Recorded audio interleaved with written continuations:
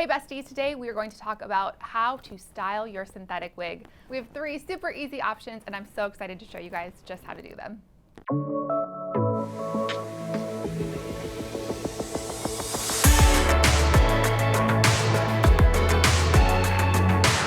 Let's get rolling. So I'm going to start off with a wig grip. This is crucial whenever you are styling a wig because you don't want it pulling off your hairline as you're trying to work with it. So we are going to start with our 360-degree lace wig grip here, and I'm going with brunette just because I'm wearing a brunette wig. That way it is camouflaged.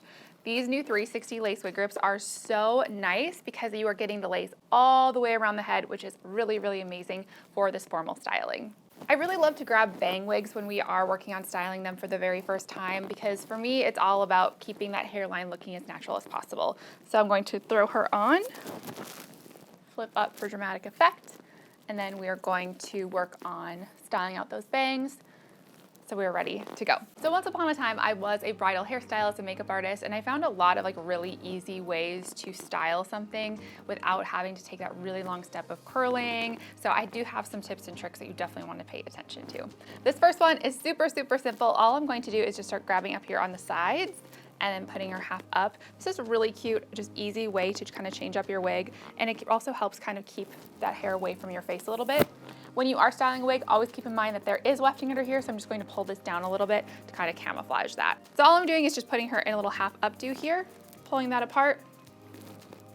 Super cute, super simple. And then you can tussle these bangs around however you like. For me, I usually wear too big of eyelashes so that the bangs want to kind of get into my eyes. So I do like to wear her more as a side part.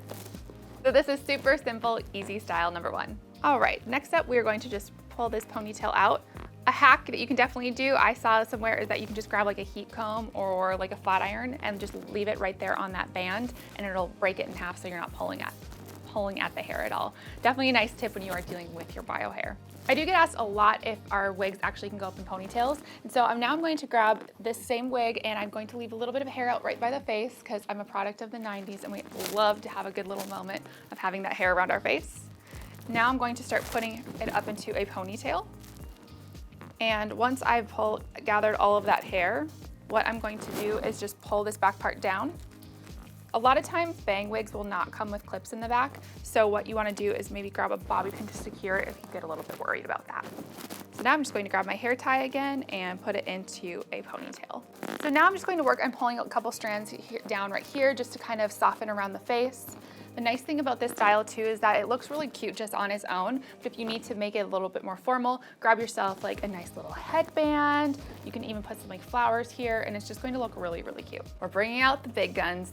Just because I basically don't want to make you guys have to watch this style from the back, we're going to just put her right here on a mannequin. So I'm going to pop this right off. As we did before, I am going to kind of keep a little bit of hair right down by the face, not too much. I'm going to pull that down. And then do that on the same side, or do that again on the other side. Once I've got enough hair out, we will turn her around. And now I'm going to just create a low ponytail, and I am going to pull her up just a little bit as well so I have some hair draping down on my neck. Okay, so now what we're going to do is create just a basic 3-strand braid. I'm going to braid her here, and then we'll pull her apart. This is a great thing also about using a wig with a lot of dimension, is that by creating this braid, you're really just creating a lot of visual interest and you're able to see all those colors. And then I'm going to secure this end with a hair tie. When I would do trials with brides, I would suggest if they wanted a braided style, that they get themselves just some highlights to really be able to see it. Otherwise, those braids can really just disappear. And now we're going to take this and just wrap it into a circle and create a really cute, pretty bun. I'm going to grab some bobby pins and I'm going to lock this in with bobby pins. And this is one of those things where once it's on your head, you'll be able to get it a little bit more secure as well. But we really want to start with a good, solid foundation. I really suggest in something like this, you could also wear a netted wig cap. That's going to help be able to kind of push that bobby pin through. take her off nicely. I don't know if I know how to put on a wig without flipping. Guess we'll find out.